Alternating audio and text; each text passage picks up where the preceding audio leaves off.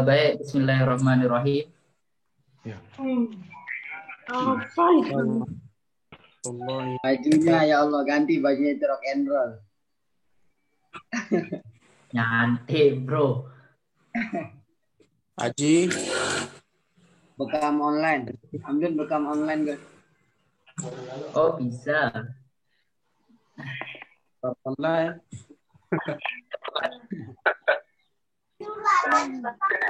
Allah ya Rabb.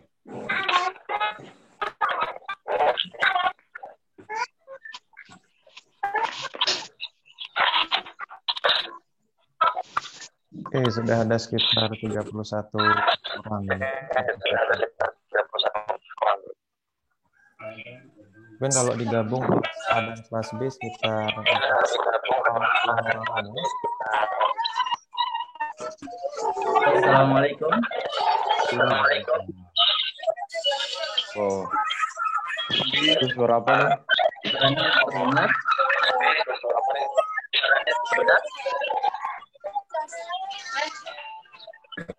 Itu suara apa?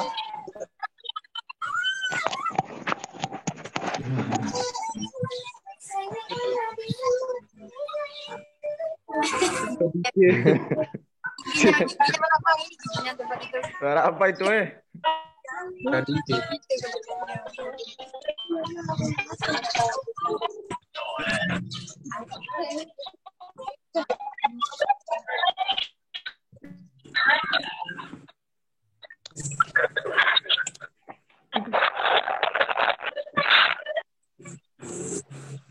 Tolong kuliah jangan di dalam air ya, suara air bluk-bluk-bluk gitu.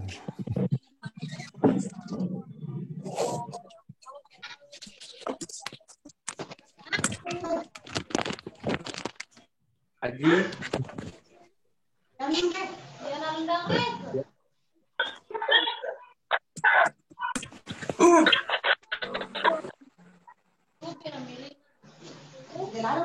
Baik, sembari nunggu, sekali lagi yang belum setting namanya silahkan diubah dulu di profil Zoom-nya pakai nama asli ya. Ini masih ada yang pakai apa ini angka-angka nih 2659.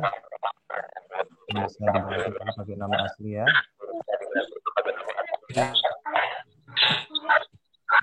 Suara Bapak bisa terdengar jelas? Oh, jelas Pak, alhamdulillah. Oke. Agak samar, Pak.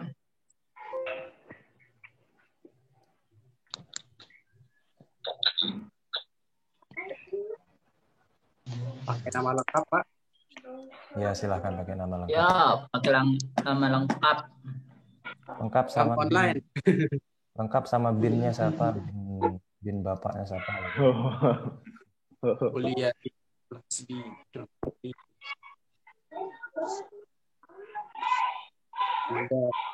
cukup. Tuh Irfan belum, nama lengkapnya belum ditulis ya. Irfan.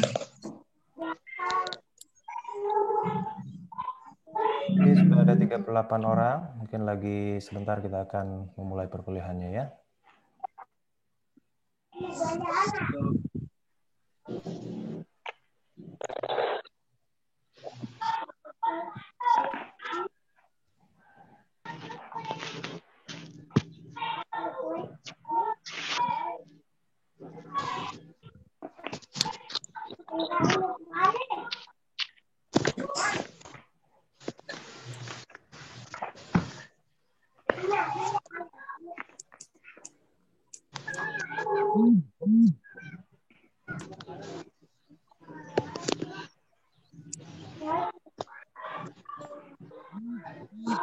Oke, baik, sudah ada yang mulai absensi itu ya. Ya, baiklah, sembari nunggu kita coba absensi dulu. Silahkan diketik nama, NIM, Kenalan, Pak. sama kelasnya mungkin ya, karena ini kita sekarang 2 kelas sekaligus ya, ada kelas A dan kelas B. Jadi di absensi di kolom kolom pesannya silahkan ditulis nama, NIM, sama kelasnya ya. Nanti di akhir sesi direkap sama Kosmanya ya. Mungkin bisa di Resma. bisa di screenshot ininya, pesannya, sehingga nanti mudah di backup gitu ya. Silahkan bisa langsung mulai di absensinya.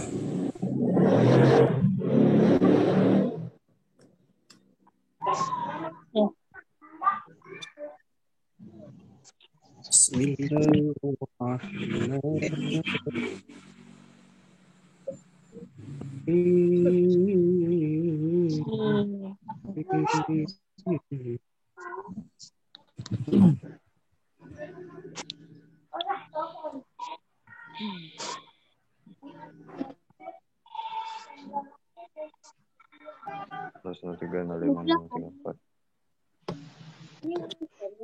Oh, bahasa.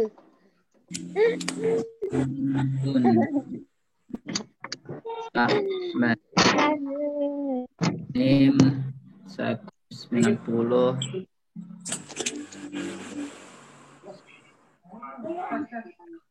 30 50 43.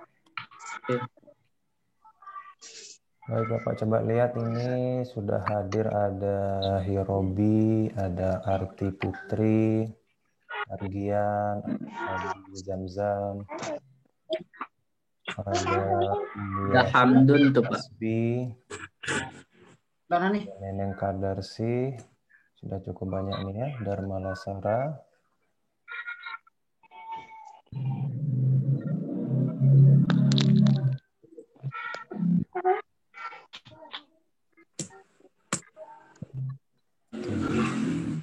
Nurul Hidayah.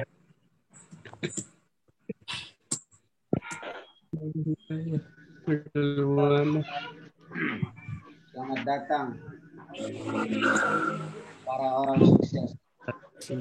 MTM Pogai. Jepang.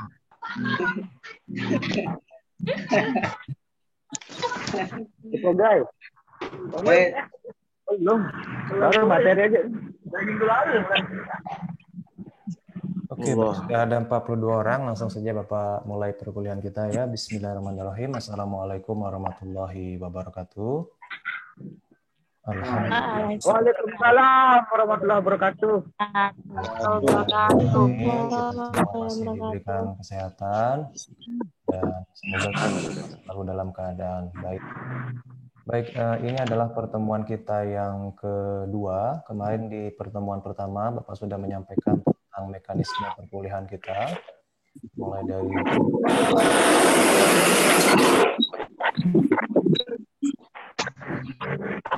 Oke, mohon yang lain di mute dulu ya.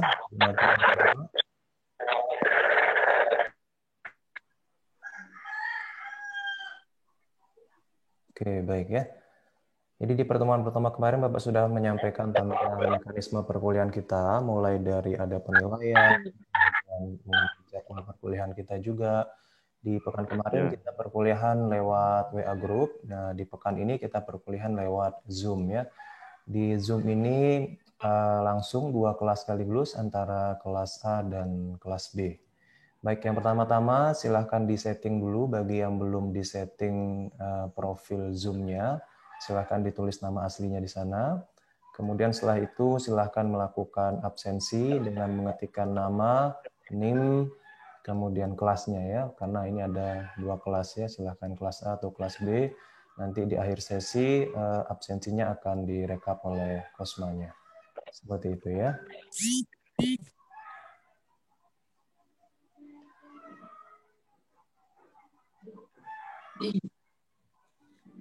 Baik, pada pertemuan ini Bapak akan menyampaikan materi tentang manajemen pemasaran. Bapak akan menjelaskan tentang apa itu manajemen pemasaran, kemudian apa saja yang akan dipelajari di dalam manajemen pemasaran ini. Intinya Bapak akan menjelaskan tentang pembukaan atau perkenalan tentang mata kuliah manajemen pemasaran. Baik, Bapak sudah menyiapkan materinya. Materinya kurang lebih sekitar 30 menit. Nanti setelah selesai materinya, kita akan buka diskusi tanya jawab. Silahkan bagi yang ingin bertanya nanti angkat tangannya, kemudian bertanya, Bapak akan langsung jawab ya. Perkuliahan kita sampai jam 11.45, jadi kurang lebih 1 jam 45 menit lah ya, mulai dari jam 10 tadi sampai dengan nanti jam 11.45. Baik, Bapak pastikan kembali suara Bapak cukup terdengar dengan jelas ya? Ya, jelas Pak, jelas. Baik. Jelas, Pak. Jelas, Pak. Jelas.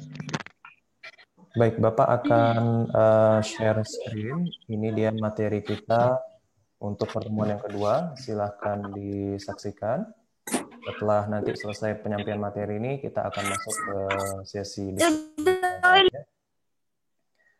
Baik, mohon selama penyampaian materi agar mikrofonnya di off-kan terlebih dahulu, di mute dulu ya. Baik.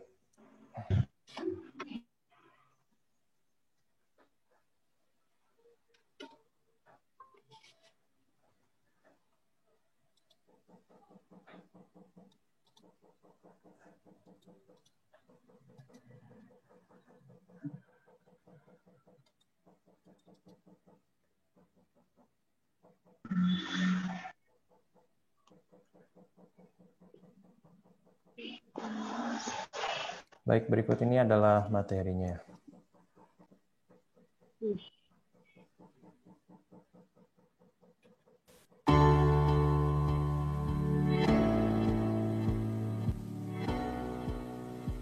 Bismillahirrahmanirrahim. Assalamualaikum warahmatullahi wabarakatuh.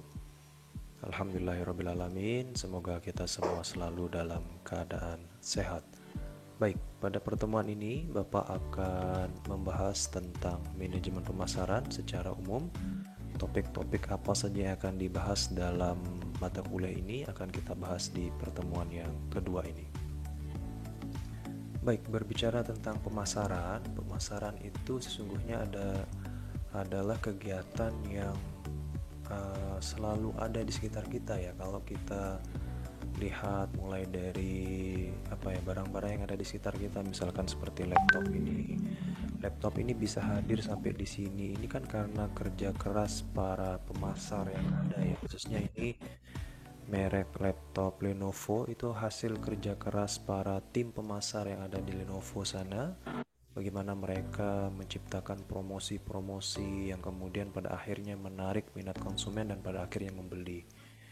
Kemudian HP yang kita miliki, semua itu adalah buah dari proses pemasaran sehingga pada akhirnya produk tersebut bisa laku terjual gitu ya.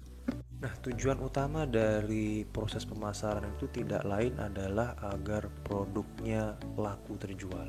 Itu ya tujuan utama dari manajemen pemasaran. Nah, diharapkan tetapi tidak hanya sampai di situ ya, bagaimana proses pemasaran tersebut tidak hanya menjual produk sampai pada akhirnya laku, tetapi juga bagaimana pemasaran tersebut bisa merubah yang awalnya sekedar konsumen yang hanya beli sekali dua kali, kemudian dirubah menjadi seorang pelanggan, di mana pelanggan ini akan terus berbelanja ke sana, besoknya ke sana lagi dan seterusnya. Bahkan dia bisa merekomendasikan kepada orang lain ya tanpa perlu disuruh oleh perusahaannya. Artinya kalau ada teman yang nanya, kira-kira beli makanan yang enak tuh di mana? Beli di sini aja. Itu secara tidak langsung dia sudah menjadi tim marketing juga dari perusahaan tanpa perlu disuruh ya. Ya, itulah seorang pelanggan ya. Nah, manajemen pemasaran ini salah satu fokus utamanya adalah tidak hanya membuat produk laku dijual, tetapi juga bagaimana membuat konsumen tersebut loyal kepada perusahaan. Sehingga apa? Sehingga nantinya perusahaan hanya tinggal mempersiapkan barang-barangnya saja, jasanya, dan udah tinggal nunggu dibeli produk-produknya ya. Tidak perlu lagi melakukan kegiatan-kegiatan pemasaran yang memakan banyak biaya ya. Karena apa? Tadi itu pelanggannya sudah menjadi pelanggan yang setia ya. Baik, kita mulai masuk kepada pengertiannya. Jadi pemasaran itu sendiri adalah seni menjual produk ya. Jadi kalau ada yang bertanya pemasaran itu apa, sederhananya adalah pemasaran itu seni menjual produk. Jadi segala kegiatan yang dilakukan oleh perusahaan dalam rangka menjual produknya agar laku dibeli itu adalah pemasaran ya. Dan setiap perusahaan pasti melakukan ini ya.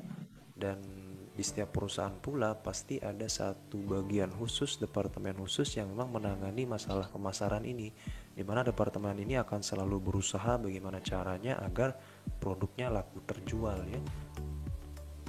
Nah, karena ini merupakan seni menjual produk, maka di dalamnya banyak sekali strategi-strategi yang unik ya di dalamnya ya. Dan bagaimana mereka bisa memasarkan produknya, seperti bagaimana menetapkan harga ya.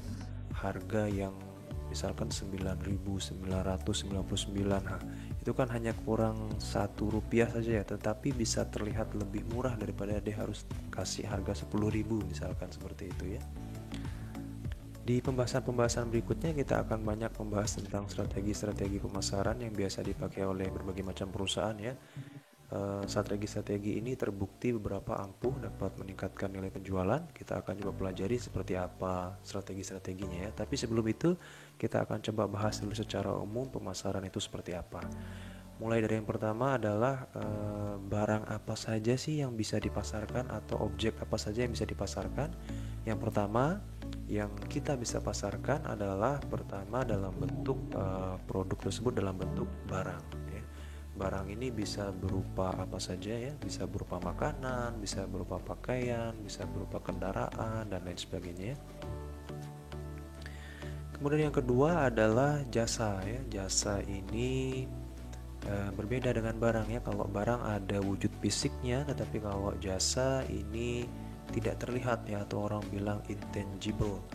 Contoh jasa itu banyak ya, mulai dari jasa transportasi seperti ojek online, jasa potong rambut barbershop, jasa pijet ya, refleksi, urut, kemudian jasa cleaning service bersih-bersih, jasa wedding organizer, jasa apa lagi, dan banyak banget ya jasa-jasa yang lainnya ya. Nah, dewasa ini belakangan ini banyak sekali perusahaan yang fokus pada bidang jasa ya.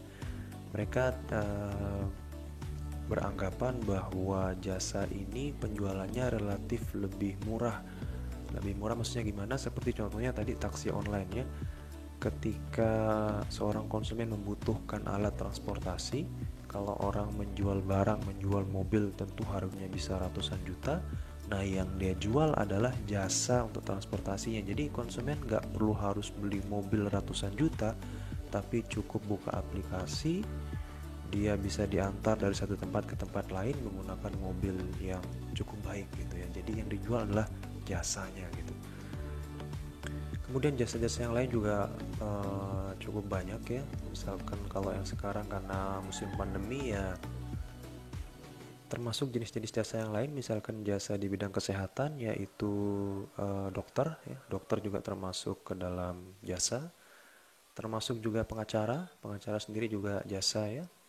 Selain itu juga kita jual dalam bentuk experience atau pengalaman ya. Pengalaman ini banyak contohnya, misalkan apa ya, pengalaman nonton konser musik ya, baik secara virtual maupun secara langsung, pengalaman berinteraksi dengan hewan di kebun binatang gitu kan. Kalau kita pergi ke kebun binatang kan yang dijual bukan binatangnya gitu ya, tetapi experience-nya, pengalaman kita bertemu dengan gajah, dengan jerapah, dan lain sebagainya ya. Kemudian pengalaman snorkeling ya, snorkeling di laut, lihat ikan-ikan dan segala macamnya. Itu kan ikan-ikannya nggak dijual gitu, tapi pengalaman kita nyelam di dasar laut ya, nggak di dasar laut sih, di permukaan laut gitu ya. Kemudian pengalaman naik gunung, bahkan gunungnya nggak dijual, tapi pengalaman naik gunungnya. Kemudian kalau ke daerah Sembalun itu pengalaman petik stroberi, nah, itu banyak dijual sekarang ya. Jadi yang dijual memang benar yang dijual stroberinya ya, tetapi yang sesungguhnya mereka jual adalah pengalaman memetik stroberi itu ya. Karena kalau sekedar stroberi kan kita bisa beli di supermarket ya, beli stroberi paling harga berapa sudah gitu, tapi ada yang lebih menarik daripada sekedar beli stroberi, yaitu memetik langsung dari kebunnya. Nah, pengalaman-pengalaman seperti itu yang dewasa ini sekarang ini banyak diberikan adalah pengalaman apa yang sekiranya ada di daerahmu yang bisa dijual. Kemudian selanjutnya yang bisa dipasarkan adalah informasi ya. Jadi informasi sekarang bisa dipasarkan ya. Informasi apa? Informasi banyak hal ya. Informasi tentang data kependudukan ya. Katakan orang-orang Lombok itu lebih banyak laki-laki atau lebih banyak perempuannya, lebih banyak usia remaja atau usia tua, lebih banyak yang bekerja atau yang sekolah dan seterusnya, itu bisa dijual ya, bisa dipasarkan, termasuk informasi-informasi mendetail seperti termasuk informasi-informasi mendetail terkait dengan ini ya, apa, pilkada. Jadi ketika mau pemilihan kepala daerah gitu ya, lembaga-lembaga survei itu bisa memasarkan jasa informasinya. Jadi dia menawarkan bahwa survei daerah tertentu untuk melihat kira-kira potensi daripada calon si A ini itu tinggi nggak, potensi kemenangan di pilkadanya, itu bisa dipasarkan informasi seperti itu. Kemudian selain informasi ada banyak hal ya, termasuk data bisa dijual tuh seperti data historis pembelian konsumen, itu bisa dijual. Jadi konsumen yang ada di Mataram itu kebanyakan kalau belanja ke supermarket itu belanjanya produk apa. Nah, data-data seperti itu biasanya oleh beberapa pihak bisa dipasarkan, bisa diperjualbelikan gitu ya. Untuk kepentingan apa? Tentu saja untuk kepentingan perusahaan ya, dalam misalkan kalau produk minyak goreng merek tertentu apa sih yang paling banyak dibeli oleh masyarakat yang ada di Lombok, maka di waktu-waktu berikutnya produsen tersebut dapat menawarkan merek minyak goreng dengan merek tertentu yang memang paling banyak laku tadi. Kira-kira seperti itu. Baik, itu dia tadi beberapa hal yang dapat kita pasarkan ya. Ternyata pengalaman juga bisa dijual ya, tidak hanya barang dan jasa tetapi juga experience, termasuk experience pengalaman ketika kita jalan-jalan ya, mungkin naik banana boat dan lain sebagainya ya. Itu pengalaman-pengalaman yang belakangan ini marak ya. Baik, kemudian kita masuk kepada konsep dasar manajemen pemasaran ya. Jadi manajemen pemasaran itu memiliki konsep dasar dalam ilmu manajemennya. Setidaknya ilmu manajemen pemasaran itu terdiri dari dua hal. Yang pertama adalah cari tahu, dan kemudian yang kedua kasih tahu.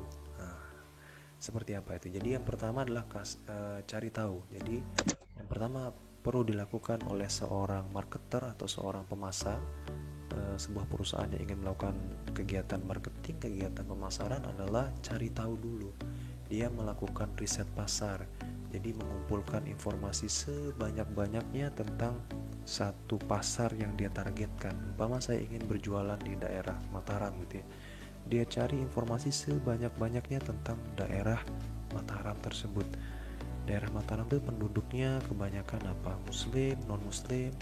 Kemudian makanan apa yang paling banyak digemari, kemudian pekerjaan yang paling banyak digeluti itu seperti apa, dan seterusnya. Itu dikumpulkan sebanyak-banyaknya guna mendapatkan informasi dalam rangka nanti dia melakukan penjualan gitu ya.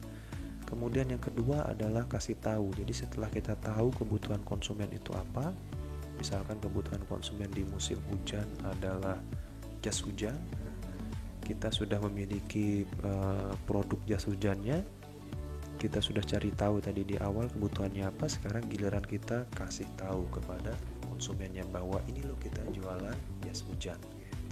Nah, kebanyakan orang itu hanya melakukan langkah yang kedua, yaitu kasih tahu saja. Mereka sibuk dengan melakukan pemasaran terus tanpa melakukan riset di awal. Mereka tidak benar-benar mengetahui apa sih kebutuhan konsumennya gitu, sehingga kemudian pemasaran yang dilakukan tidak tepat sasaran. Nah, riset pemasaran di awal tadi atau cari tahu tadi itu salah satunya bisa melalui data demografi atau data kependudukan di satu daerah. Misalkan kita ke daerah tetangga kita, Bali misalkan. Di Bali sendiri, kalau kita misalkan jualan makanan bakso sapi, itu dijamin tidak laku. Kira-kira kenapa? Alasannya adalah karena orang Bali itu tidak makan sapi, ya mereka tidak mengkonsumsi daging sapi, ya, karena bagi kepercayaan mereka menghargai sapi tersebut sehingga tidak mengkonsumsi itu ya. Nah kalau kita kemudian jual bakso yang daging sapi, jelas kita jual bakso ikan atau bakso ayam gitu ya. Artinya apa? Artinya ketika kita ingin jualan di satu daerah, penting bagi kita memahami karakteristik atau data kependudukan di daerah tersebut. Kita harus tahu ini penduduknya, oh mayoritas Hindu, umat Hindu itu seperti apa sih? Oh nggak makan sapi, berarti seperti itu. Kira-kira seperti itu ya. Nah yang kita bisa baca juga bahwa di beberapa daerah di Pulau Bali itu memang ada kampung-kampung muslimnya ya, beberapa muslim juga tinggal di Bali ya. Nah kita perlu melihat nih kebutuhan umat muslim yang tinggal di sana itu pasti butuh makanan ya. Maka itu membuka warung muslim di Bali itu cukup prospek ya, cukup menjanjikan ya.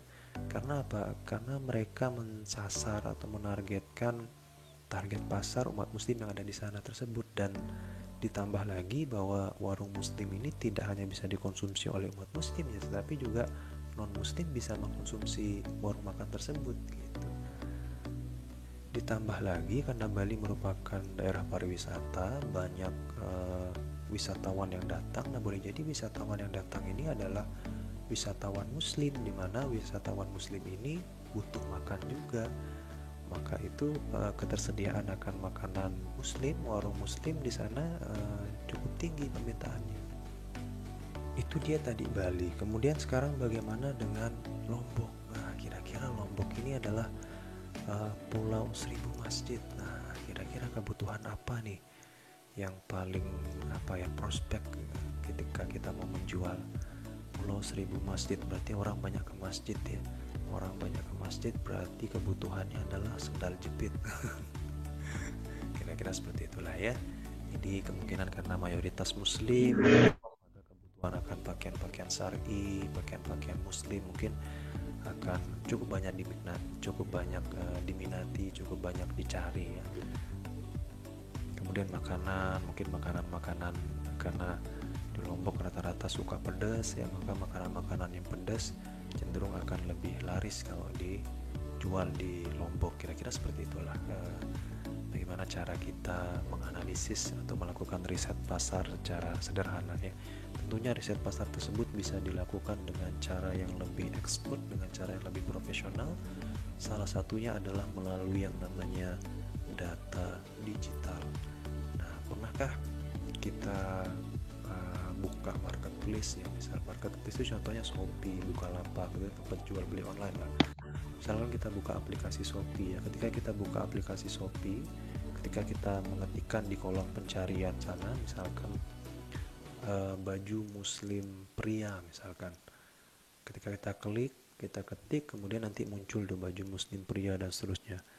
Nanti besok kita ketik lagi baju muslim wanita, keluar dari baju muslim wanita. Nah apa-apa yang kita ketik ini itu akan terekam ke dalam sistem yang ada di Shopee tersebut, sehingga esok hari ketika kita buka Shopee, maka yang pertama muncul di beranda itu adalah produk-produk baju muslim, baik baju muslim pria maupun wanita. Karena Shopee sudah membaca sistem kita tadi itu, jadi mereka mempromosikan barang berdasarkan apa yang kita cari sebelumnya. Nah sekarang bayangkan kalau Shopee tersebut mengumpulkan seluruh data para penggunanya yang ada se-Indonesia ini, dikumpulkan jadi satu. Masing-masing user atau pengguna itu mencari produk apa saja sih di kolom pencarian tersebut, itu dikumpulkan jadi satu semua, kemudian di ranking. Jadi orang se-Indonesia ini paling banyak nyari produk apa sih? Katakan produk pertama adalah baju muslim, produk kedua HP, produk ketiga ini dan seterusnya. Nah produk-produk yang paling banyak dicari itulah kemudian yang paling banyak dipromosikan oleh Shopee. Karena harapannya apa? Harapannya adalah ketika kita mencari produk tertentu, pertama kali kita buka yang muncul itu, jelas kemungkinan untuk kita beli produk itu akan semakin besar. artinya kemungkinan atau probabilitas barang tersebut dibeli akan meningkat. Nah, itulah peran daripada data digital ya. Makanya kadang-kadang kalau kita buka browser atau buka apa, tiba-tiba nanti muncul tuh iklan Lazada berdasarkan produk yang pernah kita cari sebelumnya, kok tiba-tiba muncul di sini ya. Itu karena mereka merekam seluruh kegiatan kita ketika kita mencari satu produk di kolom pencarian itu.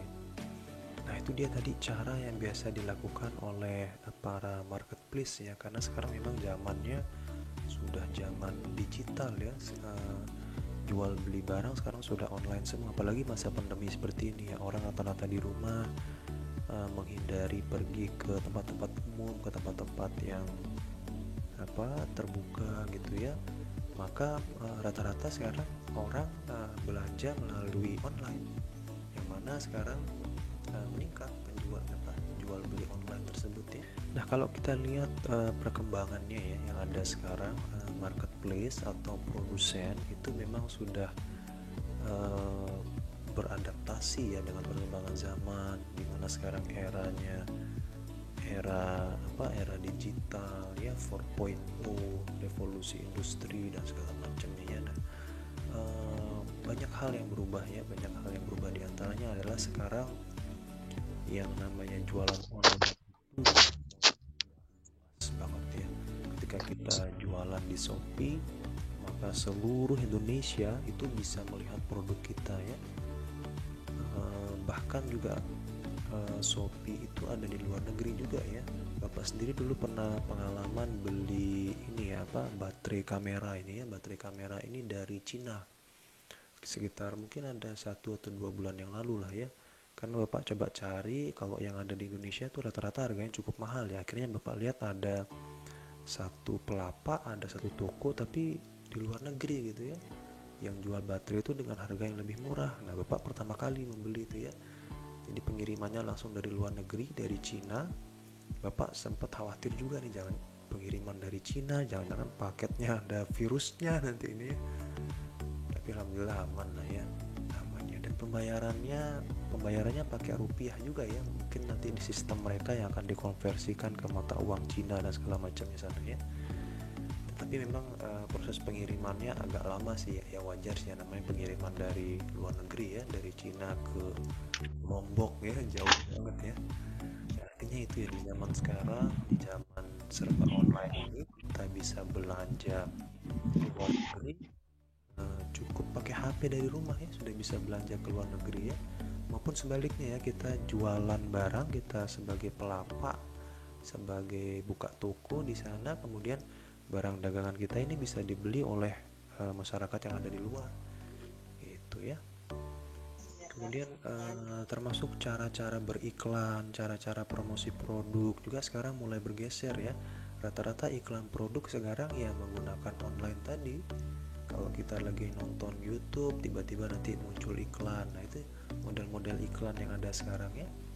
Kemudian kalau kita buka sosial media, bagaimana para selebgram itu melakukan endorsement ya. Mereka memproduksikan suatu produk barang menggunakan ketenaran yang dia miliki gitu ya. Jadi produsen memasarkan produknya menggunakan jasa public figure ya, orang-orang yang diidolakan. Harapannya adalah para penggemarnya nanti akan mengikuti apa yang dilakukan oleh idolanya tersebut ya, kira-kira seperti itu. Nah, di sisi lain juga konsumen juga sekarang sudah semakin cerdas ya. Cerdas dalam artian mereka punya banyak pilihan. Mereka kalau tidak menemukan barang yang diinginkan ada di Shopee, mereka bisa cari ke Tokopedia. Di Tokopedia nggak ditemukan, bisa cari ke Bukalapak, bisa cari dan seterusnya. Dan mereka juga bisa membandingkan harga ya. Membandingkan harga, kita buka Shopee, ketik baju muslim itu banyak banget yang keluar toko-tokonya. Kita tinggal bandingkan harga dari masing-masing toko itu mana harga yang paling murah. Tidak cukup di sana, kita bisa bandingkan ke aplikasi yang lain gitu ya. Jadi di zaman sekarang ini zamannya sudah sangat terbuka, di mana konsumen memiliki informasi yang sangat lengkap. Konsumen bisa melihat review-review yang ada di pembelian sana untuk melihat kira-kira nih produk bagus nggak kalau dibeli gitu. tinggal lihat review-reviewnya, ulasan-ulasan orang-orang yang pernah membeli sebelumnya. Nah, kita ada di zaman yang seperti itu sekarang. Maka pemasaran yang ada, strategi-strategi pemasaran yang ada harus mengarah ke sana gitu. Kalau masih menggunakan cara-cara pemasaran yang lama ya tentu akan ketinggalan gitu. Saat ini kita berada dalam zaman yang seperti itu ya. Maka kalau kita masih menggunakan cara-cara tradisional, cara-cara yang lama dalam memasarkan produk, tentu kita akan ketinggalan ya. Oleh sebab itu, teknik-teknik atau strategi-strategi pemasaran yang harus kita gunakan adalah strategi pemasaran yang mengarah pada digitalisasi tadi, sehingga tepat sasaran gitu. Nah, seperti apa strategi-strategi pemasaran yang digital tersebut, yang up to date tersebut? Nah, itulah yang akan kita bahas selama perkuliahan ini ya, selama mata kuliah ini, selama 1 semester ke depan kita akan banyak bahas strategi-strategi marketing yang ada saat ini. Nah, di antara sekian banyak strategi marketing, salah satunya yang menjadi dasar ya, karena sebelum kita bisa nyampe kepada strategi marketing yang digital tadi, tentu kita harus memahami dulu strategi-strategi pemasaran yang basic atau yang dasar ya. Di antaranya yang pertama adalah kita harus bisa memahami apa itu kebutuhan, apa itu keinginan. Yang pertama kebutuhan. Kebutuhan adalah sesuatu yang wajib dipenuhi oleh manusia ya. Kalau dia tidak terpenuhi ya terganggu kehidupannya. Misalkan makan ya, kalau manusia nggak makan ya terganggu kehidupannya. Kemudian pakaian, tempat tinggal dan lain sebagainya. Itu kebutuhan ya, itu kebutuhan. Kemudian keinginan adalah hasrat untuk memuaskan diri sendiri terhadap kebutuhan tadi. Misalnya kalau makan, kebutuhan kita makan ya paling sehari 2 atau 3 kali. Kemudian menu makanan sederhana lah, itu udah cukup, sudah itulah yang kita butuhkan gitu ya. Tetapi kalau ditanya keinginan, ya keinginan pagi kita pingin makan mie goreng, nanti siang pingin makan nasi goreng, malam pengen makan ayam bakar dan lain sebagainya. Itu keinginan ya, hasrat untuk memuaskan kebutuhan kita tadi ya. Jadi sudah di atas kebutuhan levelnya kalau keinginan tersebut. Nah, keinginan ini kalau diikuti dengan daya beli, jadi mampu dia beli ayam bakar tadi ya, seseorang tersebut ingin makan ayam bakar dan dia mampu membelinya, inilah disebut sebagai permintaan. Konsep-konsep dasar ya. Jadi ada kebutuhan, ada keinginan, dan ada permintaan. Nah, di mana ada permintaan, di situ ada penawaran. Nah, disitulah masuk manajemen pemasaran. Jadi berdasarkan hasil risetnya dia, oh ternyata di sini ada permintaan, barulah kemudian dia menawarkan produknya. Gitu. Jadi harus bisa melakukan riset ya, membedakan mana kebutuhan, mana keinginan, kemudian berubah dia menjadi permintaan, kemudian berakhir pada penawaran. Kemudian ada strategi STP namanya. STP ini kepanjangan dari segmenting, targeting, dan positioning. Nah, ini strategi yang cukup banyak digunakan ya oleh perusahaan-perusahaan yang ada. Yang pertama segmenting. Segmenting ini adalah proses mencari sebanyak-banyaknya segmentasi pasar. Contoh di Mataram, segmentasi itu contohnya adalah pembagian kelompok-kelompok atau kategori-kategori. Umpama kategori berdasarkan usia. Di Mataram konsumennya jika dibagi dalam kategori usia, ada konsumen bayi, ada konsumen anak-anak, ada konsumen remaja, ada konsumen dewasa, ada konsumen manula, kira-kira seperti itu. Itu segmentasi tadi, segmenting. Kemudian targeting. Nah, dari sekian banyak kategori tadi, mana yang kita mau pilih gitu kan, nggak mungkin kita pilih semuanya. Misalkan kita mau pilih target kategori bayi deh umpama ya, kita pilih kategori bayi, kayaknya bayi belum terlalu banyak dipilih segmentasinya dalam hal fotografi misalkan ya, jadi kita menyediakan jasa fotografi khusus bayi ya, kira-kira seperti itu. Itu prosesnya mulai dari tadi segmenting, kemudian kita targeting, memilih satu di antara sekian banyak kategori tadi. Kemudian yang terakhir adalah positioning, bagaimana kita menempatkan diri kita atau melakukan proses penawaran, proses marketing tadi di target pasar kita tadi. Bagaimana perusahaan kita membentuk image, menanamkan benak di konsumen terhadap target pasar jasa fotografi bayi tadi.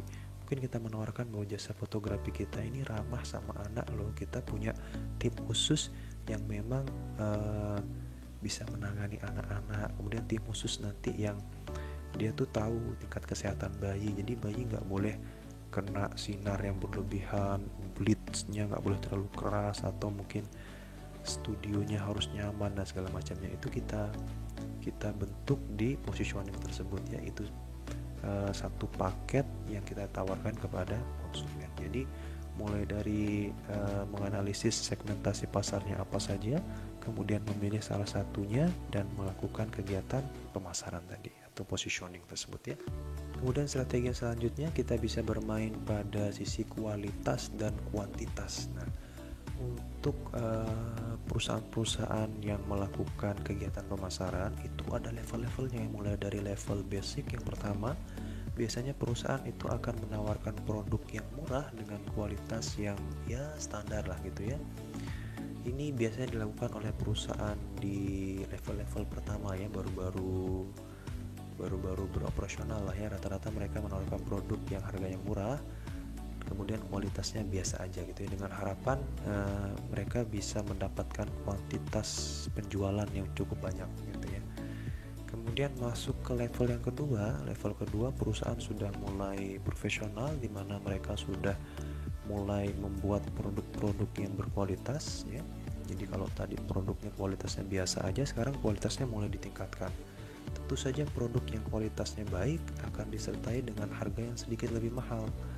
Nah, disinilah kemudian peran pemasaran tersebut. Bagaimana pemasaran harus bisa membuat produk yang kualitasnya baik dengan harga mahal ini juga laku di pasaran gitu ya. Cukup banyak pembelinya, kuantitas penjualannya tinggi. Nah, bagaimana peran manajemen pemasaran di sana gitu ya. Kemudian nanti masuk ke fase berikutnya, di mana perusahaan mulai punya pelanggan ya, mulai punya konsumen yang tetap belanja di kesana. Mereka punya pelanggan setia yang akan selalu berbelanja. Jadi perusahaan atau produsen akan mulai memperhatikan yang namanya relationship marketing. Jadi pemasaran yang memperhatikan hubungan antara produsen dengan konsumennya. Jadi benar-benar diperhatikan. Jadi tidak hanya sekedar saya jual barang, kamu beli barang, selesai, nggak sampai seperti itu ya. Tetapi mereka menjalin hubungan. Ya, hubungannya seperti apa? Misalkan konsumen-konsumen atau pelanggan-pelanggan itu dibuatkan kartu anggota. Jadi barang siapa yang kepesertaan keanggotaannya tersebut sudah nyampe 5 tahun dengan total pembelian minimum berapa, nanti akan dapat cashback tertentu, akan dapat hadiah, akan dapat penghargaan, sehingga orang-orang merasa, oh saya dengan menjadi pelanggan di satu toko ini mendapatkan banyak keuntungan loh, mendapatkan banyak benefit, kesetiaan saya ini dihargai loh, kira-kira seperti itu ya. Itu sudah masuk kepada level yang namanya relationship marketing.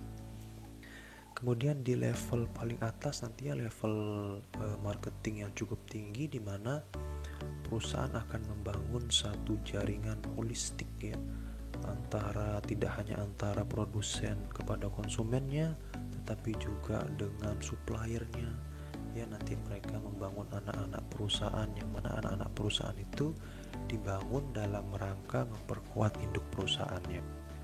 Contohnya misalkan kayak Shopee itu kan selama ini hanya sebagai tempat orang atau perantara lah boleh dibilang gitu ya, jual beli online. Ada toko-toko yang jualan, kemudian dia taruh barang-barangnya di Shopee, nanti ada pembeli yang mau datang belanja, udah seperti itu ya.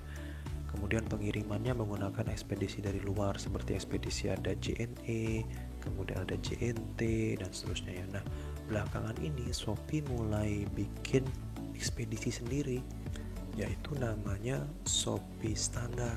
Jadi kalau bagi kalian yang pernah belanja di Shopee belakangan ini, itu ada pilihan kurir baru atau ekspedisi pengiriman baru, yaitu namanya Shopee Standar. Nah, biasanya ini ada gratis ongkirnya juga ya. Nah ini salah satu langkah sebenarnya yang dilakukan oleh Shopee agar perputaran uang itu terjadi di dalam perusahaannya sendiri.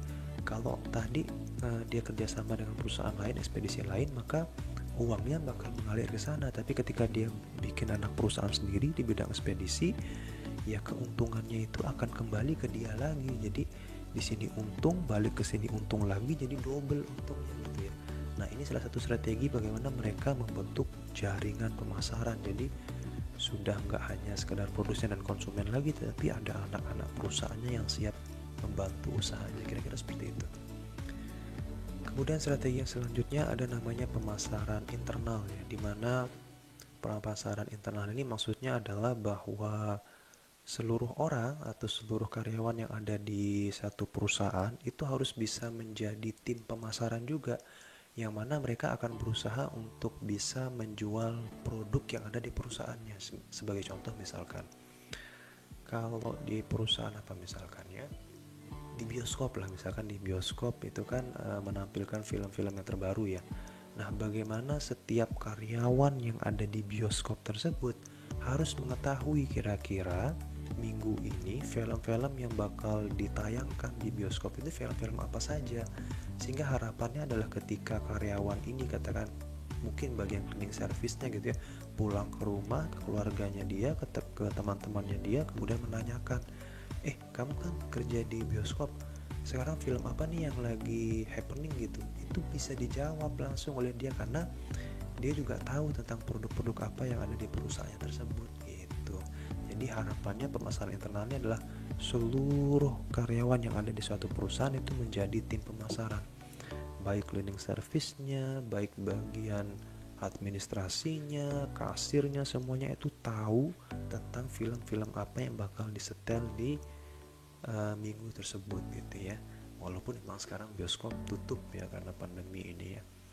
Oh ya, kalau kalian perhatikan di mall-mall atau pusat perbelanjaan itu, posisi bioskop itu pasti berada di lantai paling atas ya, atau berada di lantai paling atas dan paling pojok biasanya. Jarang sekali kita temukan bioskop itu ada di lantai paling bawah dan di deretan-deretan depan, itu jarang banget, pasti di belakang-belakang, di pojok-pojok gitu ya. Kira-kira kenapa seperti itu? Apakah ini merupakan trik pemasaran atau kebetulan aja seperti itu? Nah, ini akan kita bahas di pertemuan berikutnya. Untuk sekarang cukup sekian dan terima kasih. Sampai jumpa di pertemuan selanjutnya. Kita akan bertemu di bioskop. Enggak ya, kita akan membahas tentang salah satu strategi pemasaran yang diterapkan oleh bioskop. Demikian ya, terima kasih. Assalamualaikum warahmatullahi wabarakatuh.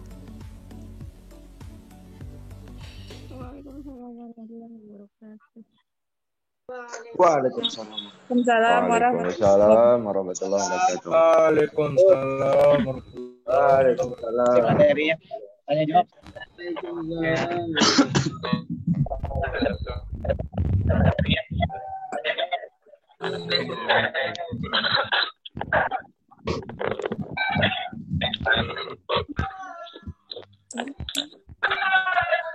Baik, demikianlah penyampaian materinya. Mohon yang lain tenang dulu. Mohon yang lain di off-kan dulu. Kerjain mic-nya, woi. Baik ya. Oke, demikianlah penyampaian materi Bapak tentang manajemen pemasaran secara umum. Kalau masih ada yang ingin ditanyakan, silakan. Saya, Pak. Bertanya, Pak. Ya, Mau bertanya. Bertanya, Pak. Saya, Pak. Bertanya. Oke, satu persatu dulu mungkin ya. Silakan, siapa? Saya, Pak. Saya, Pak. Bisa raise hand mungkin di situ, diklik raise hand. Raise. Atau angkat tangan deh, angkat tangan deh. Saya, Pak. Saya, Pak.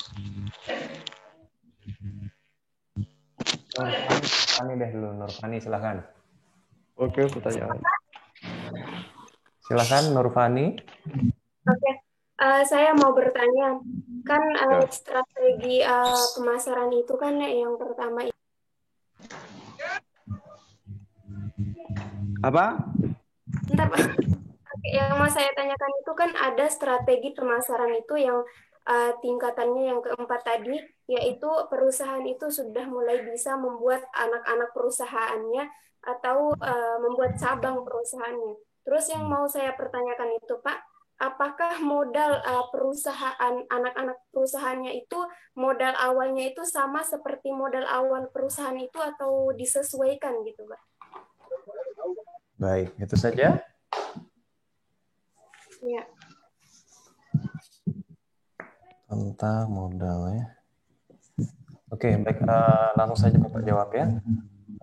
Ketika kita atau ketika sebuah perusahaan sudah cukup besar, di mana perusahaan ini ingin mengembangkan lagi usahanya dengan membentuk anak-anak perusahaan.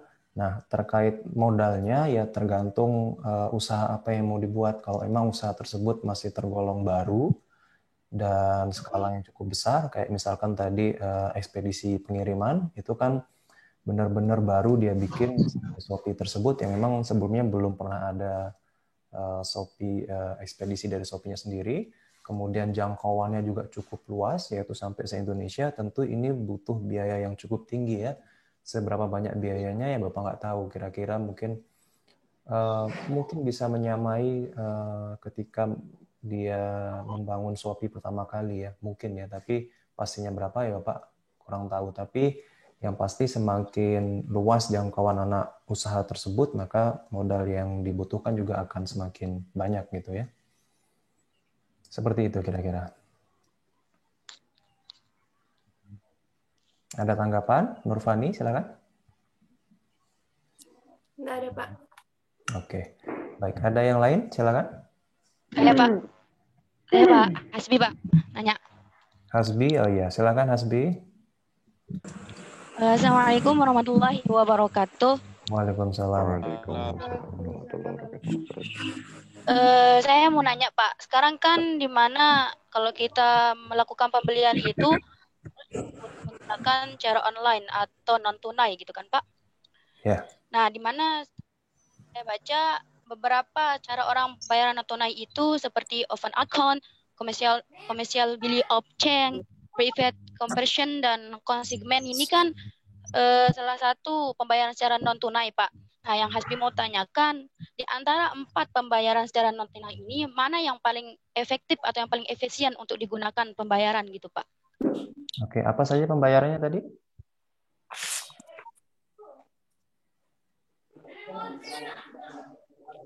Apa saja model pembayarannya tadi? Bisa diulangi? Apa, Pak?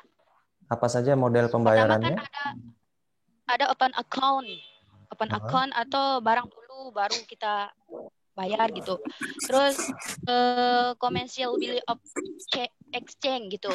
Terus yang ketiga private compensation, dan keempat consignment. Oke. Segmen. Oke, Bapak pribadi kalau untuk pembayaran non tunai yang artinya tidak dilakukan baik, untuk pembayaran non tunai yang disebutkan 4 tadi itu terus terang Bapak baru pertama kali dengar ya, jadi Bapak bisa berikan komentar apa-apa. Tapi yang pasti kalau pembayaran non tunai, jadi pembayaran kan ada 2 tuh, ada yang tunai cash dia berikan langsung, ada yang dibayar nanti. Dibayar nanti itu bisa dibayar sepenuhnya nanti, atau sekarang dibayar DP-nya dulu nanti dilunasi juga bisa seperti itu ya. Kalau di marketplace yang ada sekarang bisa COD, cash on delivery ya, jadi nunggu barangnya nyampe ke kita, diberikan kepada kita baru kita bayarkan. Atau kayak Gojek segala macamnya itu juga menggunakan namanya pay later. Pay later tuh maksudnya kayak kalau misalkan saldo Gojek kita lagi kosong sekarang, kita pesen taksi online, kemudian kita mau bayar, kita bisa minjem uang dulu di Gojek. Tentu saja minjem uangnya nggak banyak ya, ada ketentuan dan seterusnya. Nanti setelah beberapa lama kita dikasih waktu, kita harus melunasi tersebut dengan Gojek kembali. Kurang lebih seperti itu gambarannya tentang pembayaran non tunai di dalam pembelian digital atau pembelian online. Saya kira seperti itu. Mungkin ada tanggapan, silakan Hasbi. Sedikit Pak. Di mana kan nanggapin dikit Pak. Halo.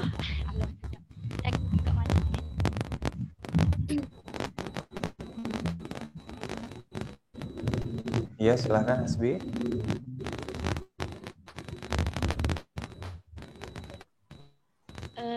Nggak macet ini Pak suaranya? Enggak. Kan tadi Bapak jelaskan sistem pembayaran itu ada yang tunai, ada pun yang dibayar secara kredit gitu ya Pak. Nah, di mana kan jelas kalau pembayaran secara tunai itu akan lebih cepat terlihat hasil laba ruginya bagi suatu bagi suatu perusahaan gitu. Nah, sekarang bagaimana dengan perusahaan yang menggunakan sistem kredit Pak? Mana kan barangnya itu habis dulu baru dibayar gitu. Nah, ketika dia itu mau barang baru gitu Pak, barang baru untuk pemasaran yang baru gitu, bagaimana manajemen dia itu menentukan bayaran secara kredit? Oke, baik. Baik, ada beberapa perusahaan yang kalau kita lihat memang dia menawarkan pembayaran secara non tunai, artinya boleh kredit. Nah, kalau dia menawarkan boleh kredit kan artinya dia jual dulu, barangnya sudah ada di orang, tapi uangnya belum dapat. Nah, ini kan kalau kita lihat sekilas kan kayaknya kerugian bagi perusahaan, mana perusahaan butuh duit untuk melakukan berbagai macam kegiatan, sedangkan barangnya sudah terjual, namun uangnya belum dia dapatkan. Nah, kenapa kok perusahaan mau melakukan hal seperti itu ya? Ada beberapa alasan, diantaranya yang pertama adalah persaingan. Nah, persaingan ini maksudnya apa? Maksudnya adalah toko yang sebelah itu membolehkan pembelinya untuk belanja secara kredit, sehingga mau nggak mau perusahaannya dia atau tokonya dia juga menawarkan hal yang sama.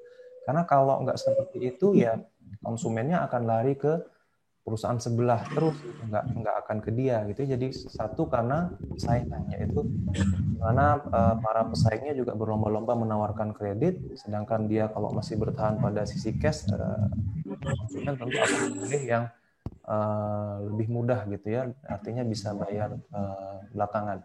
Yang kedua, beberapa jenis usaha yang nominalnya cukup besar, kayak Bapak dulu pernah bekerja di bidang konstruksi, itu sekali proyek bisa ratusan juta, bahkan nyentuh M ya, yang mana duit sebesar itu nggak bisa dibayar sekaligus di depan lunas cash gitu, nggak bisa. Pasti dia non tunai, pasti dia dibayar bertahap. Barangnya entah dikirim separuhnya dulu, nanti dia bayar, kemudian dikirim semuanya, nanti baru dia lunasi. Jadi beberapa perusahaan atau jenis usaha yang skalanya besar, yang nominalnya besar, itu pasti menawarkan pembayaran secara non-tunai juga atau secara kredit. Nah, kira-kira seperti itu. Di samping itu juga kenapa perusahaan kok menawarkan pembayarannya secara kredit? Karena perusahaan ini ketika dia belanja, ketika dia beli bahan baku, katakan dia belanja ke orang untuk kemudian dijual kembali, dia belanja ke orang ini pun ngutang juga gitu ya. Jadi mau nggak mau ketika konsumen meminta ngutang itu diperbolehkan, tapi tentu saja dengan beberapa catatan ya, kayak misalkan harus ada DP-nya, uang mukanya terlebih dahulu, kemudian nanti dicatat nama dan segala macamnya sehingga memudahkan untuk proses penagihan dan seterusnya. Jadi kira-kira seperti itu kenapa kok perusahaan masih mau menawarkan pembelian secara kredit gitu ya. Ataupun perusahaan-perusahaan seperti dealer motor atau mobil itu kenapa mereka menawarkan secara kredit? Karena mereka sudah bekerja sama dengan lembaga pembiayaan. Jadi nanti kalau ada konsumen yang ambil motor di sana, kemudian pembiayaannya melalui lembaga pembiayaan tersebut, nanti si dealernya ini dapat komisi gitu.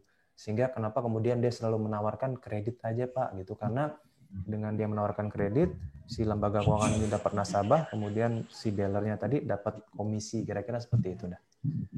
Silakan, mungkin masih ada komentar, Hasbi? Ya, Pak.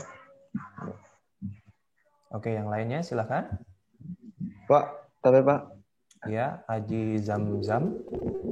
Kan? menurut Bapak Ya, Pak. worth it nggak? Menurut Bapak worth it nggak yang strategi mengacak-acak pasar seperti yang dikatakan Hasbi tadi? Misalkan nih HP Xiaomi, kan brand-brand besar lainnya kan, tapi dengan spek rendah dengan harga yang mahal. Tiba-tiba HP Xiaomi itu datang dengan spek yang gahar, terus dia itu dengan harga yang miring gitu. Dia strategi mengacak-acak pasar ini worth it nggak menurut Bapak ini? Oke, baik. Kalau menurut Bapak ya sangat worth it sekali ya. Jadi itu ada pada pokok pembahasan persaingan nanti. Jadi di mana persaingan bisnis memang yang namanya apa ya bisnis, misalkan bisnis HP, apalagi bisnis HP ya. Bisnis HP itu sangat ketat sekali persaingannya, di mana nanti di dalam persaingan tersebut ada apa ya? Yang pertama nanti ada pemimpin pasarnya, kemudian ada penantang pasarnya.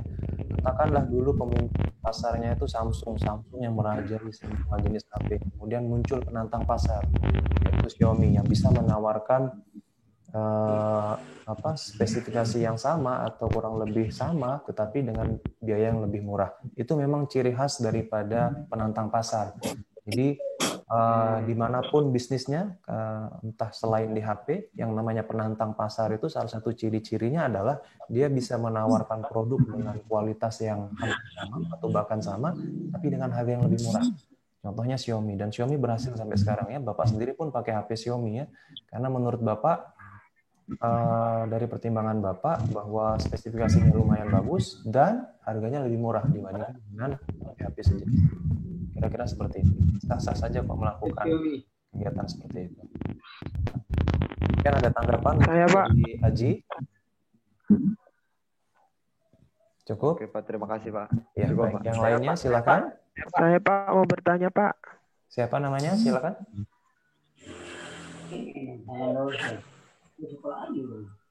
Ada yang mau bertanya? Silakan. Siapa?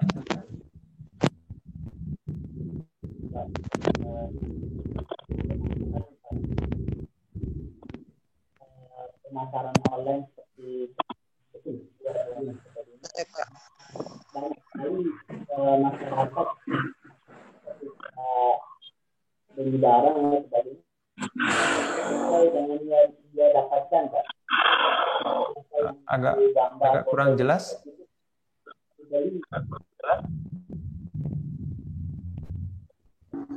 Ya, siapa yang bertanya? Silakan. Rahmat Hidayat, silakan. Assalamualaikum. Secara online. Nah, banyak sekali masyarakat yang kita dapatkan Argian. Yang dia dapatkan. Ini siapa yang bertanya? Hamdun Ahmad ya? Siapa yang bertanya ini? Hamdun, dekatin dikit speakernya Hamdun, anunya. Hamdun Ahmad. Hamdun kurang jelas Hamdun. Apa?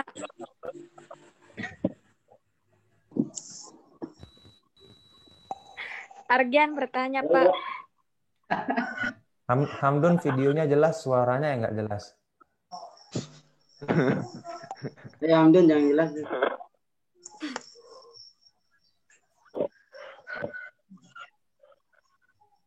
Argian bertanya. Oke, mungkin yang lain dulu silakan. Saya Pak, Rahmat Hidayat Pak. Rahmat Hidayat silakan. Lalu ada. Assalamualaikum warahmatullahi wabarakatuh. Waalaikumsalam. Waalaikumsalam warahmatullahi wabarakatuh. Saya Rahmat Hidayat Pak ingin bertanya bahwa misalkan nih Pak, sebuah perusahaan sudah memiliki posisi tertinggi atau level tertinggi dalam marketingnya, sudah memiliki cabang dan lain sebagainya. Misalkan tiba-tiba suatu perusahaan ini bangkrut. Nah, dia itu sudah memiliki pelanggan tetap. Tentunya ketika dia bangkrut pasti akan merasa dirugikan atau kecewa. Nah, bagaimana suatu perusahaan mengambil kembali kepercayaan dari konsumennya tersebut, Pak. Sekian. Assalamualaikum warahmatullahi wabarakatuh. Oke. Ya. Jadi kalau bicara tentang bangkrut ya, ada beberapa contoh perusahaan yang sudah bangkrut. Dan bagaimana kemudian perusahaan sudah bangkrut ini bisa mengambil kembali para pelanggannya. Memang ini salah satu hal yang cukup sulit ya. Biasanya sih kalau perusahaan sudah pernah bangkrut, ini dari pengalaman Bapak dan pengamatan Bapak selama ini, kalau dia ingin berusaha bangkit kembali dan di mana manajemennya masih sama, manajemen itu maksudnya orang-orang yang mengelola perusahaan tersebut masih sama seperti yang dulu, sulit sekali kemungkinan untuk dia bisa bangkit kembali dan mendapatkan pelanggannya kembali.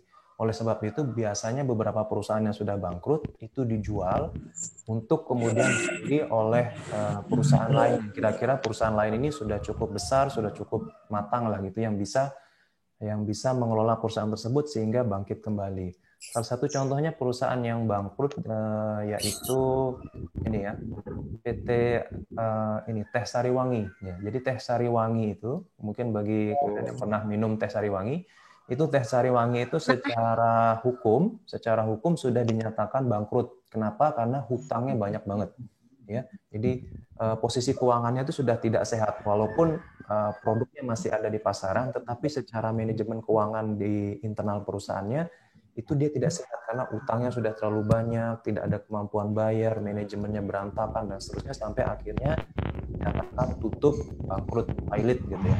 Nah, kemudian ada satu perusahaan besar yang melihat bahwa Teh Sariwangi masih memiliki peluang untuk meraih kembali para pelanggannya. Nah, perusahaan yang besar ini kemudian pada akhirnya membeli daripada Teh Sariwangi ini. Perusahaan besar ini namanya Unilever. Jadi si Unilever ini sekarang sudah membeli Teh Sariwangi tersebut yang kemudian memasarkannya kembali sampai dengan saat ini. Dan kita lihat sekarang penjualan Teh Sariwangi juga tetap baik ya, tetap banyak diminati sampai dengan sekarang. Oleh sebab itu kalau kalian beli Teh Sariwangi nanti di kotaknya kecil di kotak kemasannya itu nanti ada tulisan kecil di sana Unilever yang artinya bahwa perusahaan tersebut sesungguhnya sudah dibeli oleh Unilever tetapi tetap menggunakan nama Sariwangi ya karena sudah mendapatkan kepercayaan dari masyarakat. Kira-kira seperti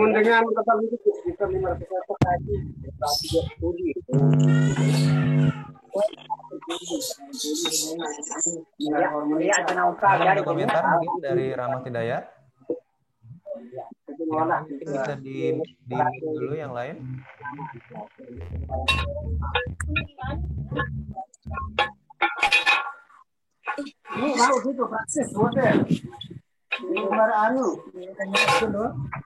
Saya bertanya, Pak. Ya, silakan. Apa? Saya online.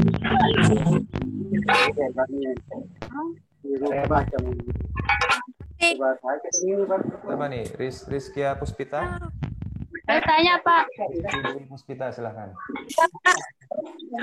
Jelas nggak suara saya, Pak? Jelas. Yang lain mungkin dimatiin dulu mikrofonnya yang lain ya. Rizky dulu. Saya mau nanya. Ya, silakan. Gini, Pak. Bagaimana cara kita bersaing di pasar sedangkan produk yang kita tawarkan itu terbatas, Pak. Misalnya kayak berdaya alatnya itu terbatas, nggak banyak, kayak misalnya produk-produk yang emang terbatas persediaannya di alam gitu. Supaya tetap bertahan, misalnya kayak misalnya kayak misalnya usaha mebel gitu kan, Pak. Halo? Ya. Halo. Silahkan dilanjutkan. Halo, Pak. Rizky, iya. Silahkan dilanjutkan, Rizky. Boleh bertanya lewat komentar.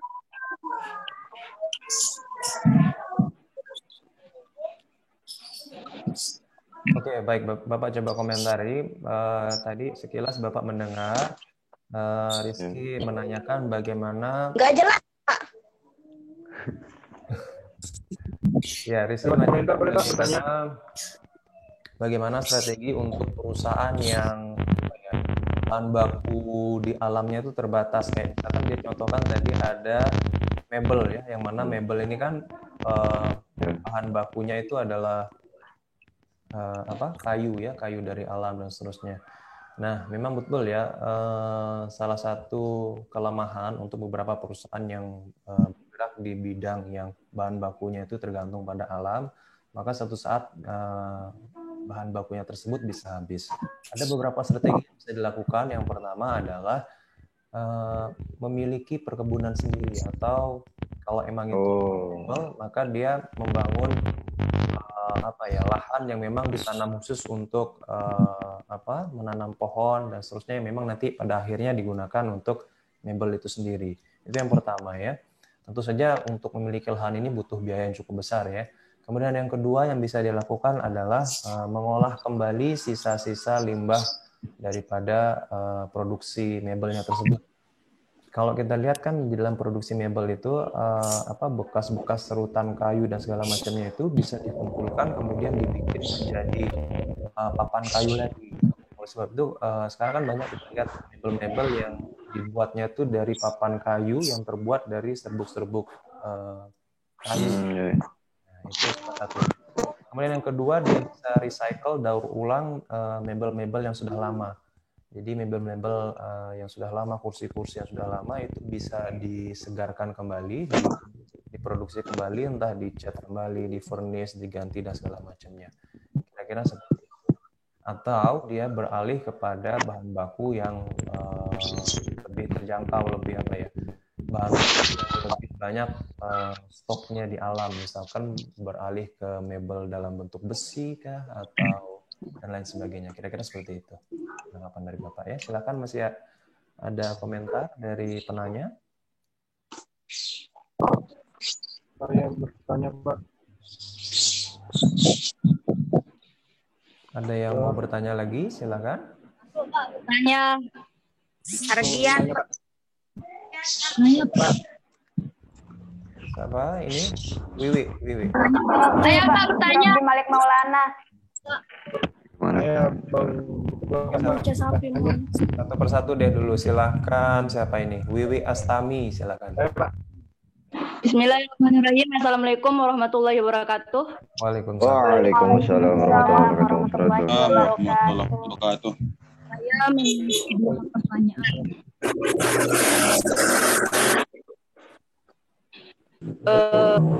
Bagaimana hingga bisa diterima oleh pasar? Bisa diulangi? Halo? Matikan mikrofonnya. Halo? Halo, Pak? Halo, iya, Bapak masih di sini. Pertanyaannya, bagaimana menentukan harga yang paling sehingga bisa diterima oleh pasar? Karena kan misalnya di Shopee itu kan harganya berbeda-beda. Nah, bagaimana menentukan harga yang paling optimal sehingga bisa diterima oleh pasar? Kemudian yang kedua, bagaimana cara menentukan kualitas jasa, Pak? Itu aja pertanyaannya. Itu yang bersatu. Waalaikumsalam.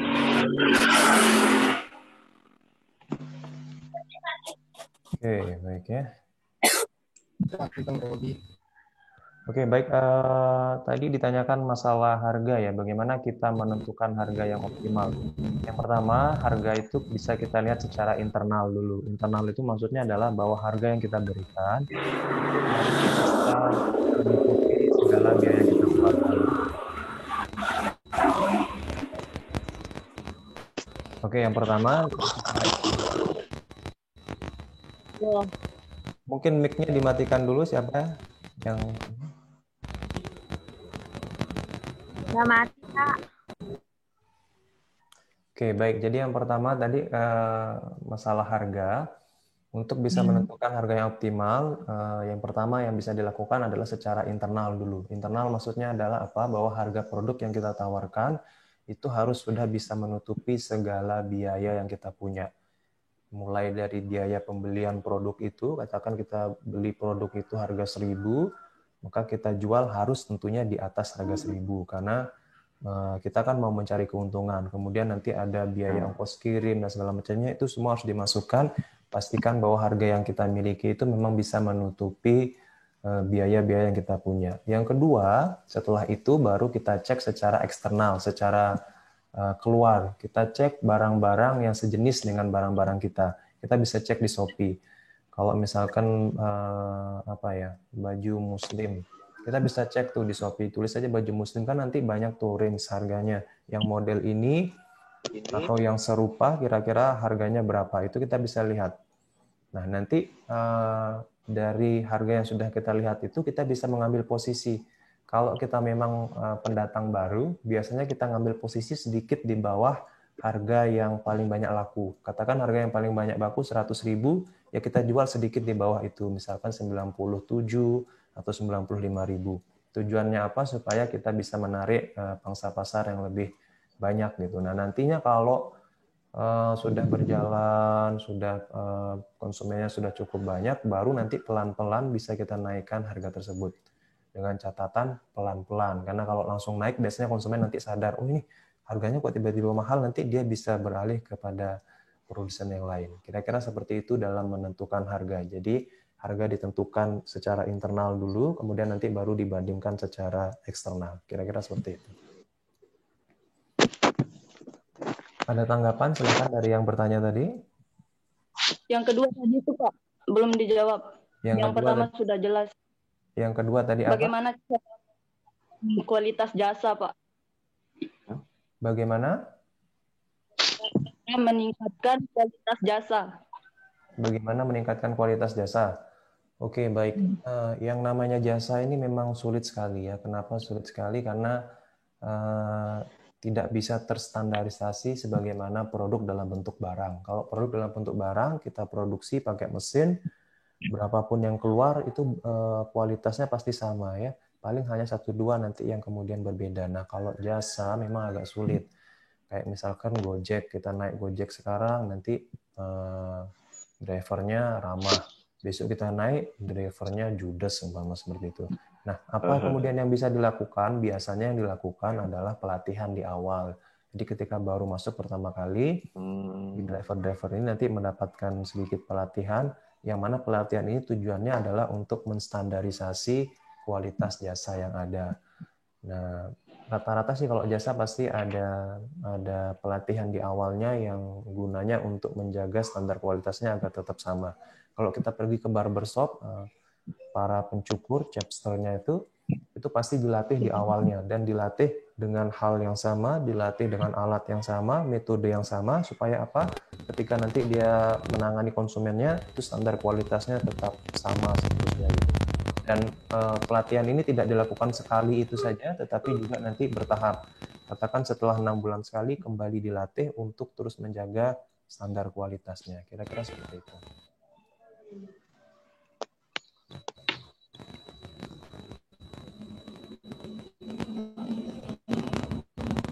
Ada pertanyaan yang lain mungkin? Atau komentar? Yang ingin berkomentar, silakan. Menyampaikan pendapatnya, boleh, silakan.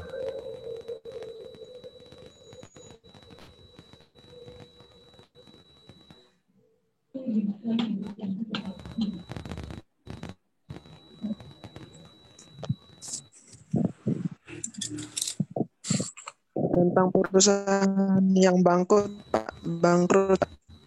Ya. Siapa? Ya. Saya Rahmat Hidayat, Pak. Rahmat Hidayat, silakan. Masih tentang perusahaan yang bangkrut.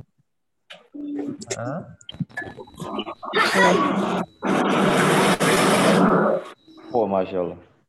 Tadi, Pak. Kenapa? Ya, kenapa? Misalkan karena mungkin...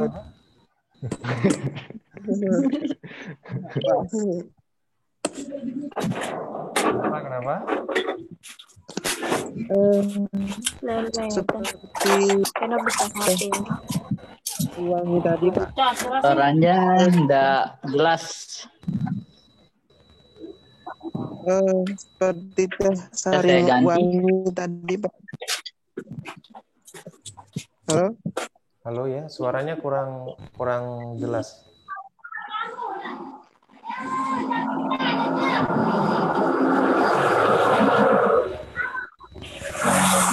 Tentang perusahaan yang bangkrut, Pak. Tentang perusahaan yang bangkrut. Ya. Kenapa perusahaannya bangkrut? Ya, misalnya kenapa perusahaan itu harus dijual gitu, Pak? Kan misalnya bekerja sama dengan seperti yang tadi Unilever gitu, Pak.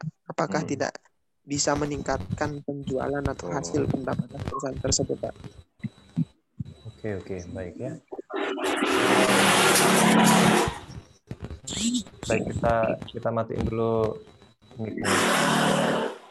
Oke, baik. Jadi kenapa sih perusahaan-perusahaan yang bangkrut tersebut harus dijual ya? Jawabannya sederhana sebenarnya, karena perusahaan tersebut lagi butuh uang. Jadi ketika sebuah perusahaan dinyatakan bangkrut oleh pengadilan, oleh pihak hukum, itu secara hitung-hitungan keuangan, di mana kalau perusahaan bangkrut itu pasti posisi hutangnya itu lebih banyak dari posisi asetnya. Yang mana kalau aset-asetnya semua dijual, itu masih tidak bisa untuk melunasi hutang-hutangnya. So, jalan satu-satunya yang bisa dilakukan dalam kondisi seperti itu, ya, dalam kondisi seperti itu adalah dengan menjual perusahaannya. Perusahaan itu dijual, bisa seluruh asetnya dijual, termasuk juga ada salah satu harta yang tidak ternilai, yang sulit banget diuangkan, yaitu yang namanya kepercayaan pasar atau trust. Mereknya itu sendiri kan tidak bisa diuangkan, tetapi kayak misalkan teh Sariwangi tadi itu sudah di benak masyarakat kalau mau minum teh itu pasti teh Sariwangi. Nah, itu namanya aset yang tidak ternilai tadi. Nah, itu yang bisa dijual kepada pihak lain, katakan Unilever tadi, yang kemudian nanti Unilever itu tidak perlu repot-repot melakukan kegiatan pemasaran secara berlebihan dan segala macam, nggak perlu. Kenapa? Karena si teh Sariwangi tersebut memang sudah punya nama, sudah punya merek. Dia hanya tinggal memproduksi tehnya saja, kemudian melakukan distribusi dan seterusnya. Paling nanti pemasarannya hanya beberapa saja gitu. Kurang lebih jawabannya seperti itu ya. Kenapa kok perusahaan yang bangkrut itu harus dijual gitu ya? Karena dalam kondisi seperti itu memang perusahaannya lagi butuh duit gitu kira-kira ya. Ya, Pak. Terima kasih, Pak. Iya. Siapa? Saya, Pak. Masuk, izin masuk, Pak. Siapa yang mau bertanya? Boleh bertanya. Hirobi, silakan. Saya, Pak. Saya, Pak. Halo, ada Siapa ini? Hirobi, silakan. Oke. Baik, Pak. Saya izin bertanya. Ya. Bagaimana dengan kondisi sekarang kan sedang dalam keadaan wabah atau COVID, banyak perusahaan yang sepi. Jadinya dia itu keluar menjual produk kesehatannya itu kadang ke kampung atau ke desa-desa lainnya atau keliling lah gitu. Nah, bagaimana cara kita tahu produk kesehatannya itu? Ya itu kan yang pasti dalam produk kesehatan itu pastilah harus ada izin dari MUI atau BPOM gitu. Nah, apakah cukup dengan izin itu atau ada izin yang lainnya gitu supaya kita tahu produk itu benar-benar bagus atau menjamin lah gitu. Sekian Pak dari saya. Oke, baik. Baik, kalau masalah izin ya, izin berusaha sendiri itu memang ada khusus izinnya ya. Biasanya namanya SIUP ya, atau izin usaha dagangan kalau Bapak nggak salah ya. Jadi ketika kita memiliki satu bisnis ya, entah bisnis apa saja, dalam bentuk apa saja, baik dalam bentuk perorangan, dalam bentuk CV, dalam bentuk PT, itu wajib memiliki izin usaha tersebut ya, atau SIUP tadi, surat izin usaha perdagangan kalau Bapak nggak salah itu ya. Bapak sendiri juga dulu pernah ngurus itu. Ya, kemudian kalau untuk produk makanan biasanya ditambahkan lagi ada izin halal dari MUI. Itu yang pertama, kalau memang menginginkan produk tersebut ada sertifikasi halalnya. Kemudian harus ada juga izin BPOM-nya untuk obat dan makanan. Kemudian kalau perusahaan itu bergerak di bidang apa ya, pertambangan, kemudian ada pembuangan limbah dan segala macamnya, nanti ada juga izin AMDAL-nya yang kaitan dengan lingkungan dan seterusnya ya. Jadi kalau itu produk obat-obatan ya kurang lebih pertama surat izin usahanya, kemudian yang kedua halal MUI, dan yang ketiga BPOM ya. Itu pun harus benar-benar kita pastikan cek kembali ya, karena banyak kita jumpai orang ini saya sudah punya BPOM-nya kok, ternyata dibuat-buat BPOM-nya gitu ya, sekedar ditempelkan saja labelnya seperti itu.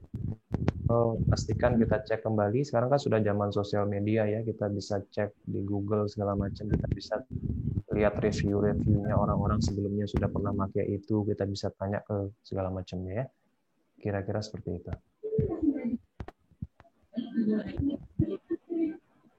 Ya, terakhir Pak bertanya. Oke, dan silakan. berkomentar. Silakan Hamdun Ahmad. Bertanya, Pak. Oke, baik, Pak. Mengenai tadi perizinan, Pak. Iya. Nah, di sana kan biasa ada label halal dan sebagainya macam dari MUI. Nah, banyak sekali yang lihat, Pak. Nah, di snack pertama dan sebagainya ada label halalnya, tapi ada ini kode-kode yang mengandung bab 1 tuh babi itu, Pak. Gimana, Pak, menurut Bapak? Iya. Oke, jadi menurut Bapak, jadi memang babi itu sendiri dari satu ekor babi ya, itu bisa dijadikan berbagai macam produk, banyak sekali produknya. Bapak Ya, pernah mencari informasinya tentang tersebut, mulai dari banyak banget ya. Dan itu bisa masuk ke makanan, bisa masuk ke obat-obatan dan seterusnya ya. Nah, oleh sebab itulah pentingnya tadi adanya labelisasi halal dari MUI. Nanti MUI ini tugasnya dia adalah memeriksa kandungan-kandungan yang ada di dalam produk tersebut. Kalau sudah terbebas dari DNA babi dan seterusnya, baru bisa nanti dinyatakan halal. Terus bagaimana kalau pada akhirnya nanti kita mengkonsumsi satu barang, di situ sudah ada label halalnya, ternyata setelah dicek kembali mengandung babi gitu ya. Nah, dalam hal ini kita sebagai pengguna kalau dari sisi agamanya tidak mendapatkan dosa ya. Kenapa? Karena kita memang tidak tahu secara pasti kandungannya seperti apa. Yang kemudian menjadi pertanggungjawabannya adalah si MUI-nya tadi, ketika dia melakukan pengecekan apakah memang sudah benar terbebas dari kandungan-kandungan babi. Atau memang perusahaannya yang memang nakal. Jadi perusahaan nakal itu biasanya ketika dia memberikan sampel produk pada MUI, yang dia berikan adalah sampel yang halal. Kemudian ketika dia sudah dapatkan labelisasinya, dia produksi kembali, itu sudah dicampur dengan lain ya. Ini pernah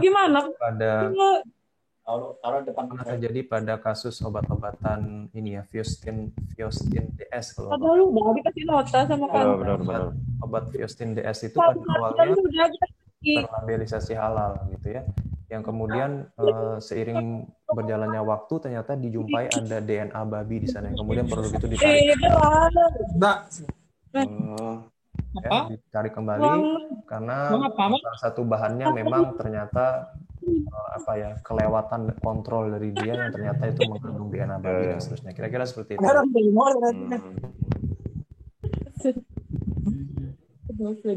Ya Pak, yang kedua mengenai ini Pak, tadi kan ada jualan secara online, Shopee, Tokopedia dan sebagainya macam.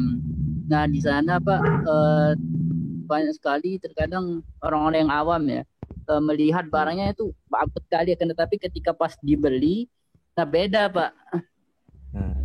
Jadinya kurang puasan. Korban itu Pak, korban penipuan. Iya. Online shop. Oke. Dalam hal seperti itu, kita sebagai pengguna atau sebagai konsumen harus jauh lebih pintar daripada produsennya. Maksudnya apa? Maksudnya ketika kita mau membeli barang, benar-benar dicek. Jangan sekedar kita lihat foto produknya, tetapi lihat ulasan-ulasannya atau review-review orang-orang yang sudah pernah beli barang tersebut seperti apa. Nanti kan orang-orang yang sudah pernah beli itu akan memfoto langsung kondisi barangnya seperti apa. Jadi saran Bapak, karena Bapak pribadi juga beberapa kali melakukan pembelian online, biasanya Bapak di-sort atau diurutkan berdasarkan produk yang terlaris. Nah, biasanya kalau produk yang terlaris ini kan paling banyak dibeli. Itu probabilitas bahwa barang tersebut rusak, jelek, dan segala macam itu sedikit berkurang. Karena apa? Banyak orang yang melakukan pembelian di sana. Beda dengan halnya produk-produk yang masih jarang pembelinya. Itu masih 50-50 antara benar nggak barangnya seperti itu atau nanti malah tidak sesuai dengan harapan. Jadi yang pertama bisa diurutkan berdasarkan pembelian yang terbanyak, yang terlaris. Kemudian kita bisa lihat reviewnya, lihat bintang-bintang, ada bintang 5 dan segala macamnya. Pastikan kita berhati-hati, dicek kembali, baru kita seperti itu ya. Iya Pak. Ya.